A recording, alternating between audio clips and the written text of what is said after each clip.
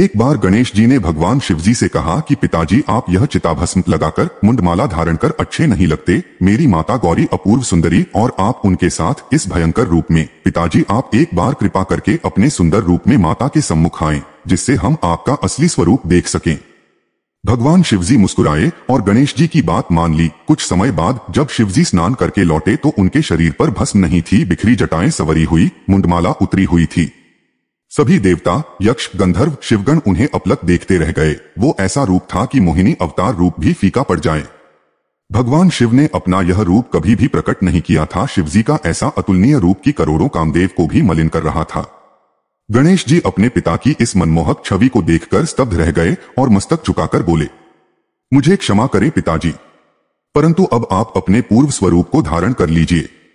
भगवान शिव मुस्कुराए और पूछा, क्यों पुत्र, अभी तो तुमने ही मुझे इस रूप में देखने की इच्छा प्रकट की थी, अब पुनः पूर्व स्वरूप में आने की बात क्यों? गणेश जी ने मस्तक झुकाए हुए ही कहा, क्षमा करें पिताश्री, मेरी माता से सुंदर कोई और दिखे, मैं ऐसा कदापि नहीं चाहता। और शिवजी हंसे और अपने पुराने स्वरूप में लौट आए। पौराणिक ऋषि इस प्रसंग का सार स्पष्ट करते हुए कहते हैं, आज भी ऐसा ही होता है। पिता रुद्र रूप में रहता है क्योंकि उसके ऊपर परिवार की जिम्मेदारियों, अपने परिवार का रक्षण, उनके मान सम्मान का ख्याल रखना होता है, तो थोड़ा कठोर रहता है।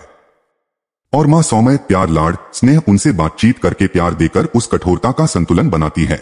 इसलिए सुंदर होता है मां का स्वरूप। प्रेम से बोलिए हर हर महादेव।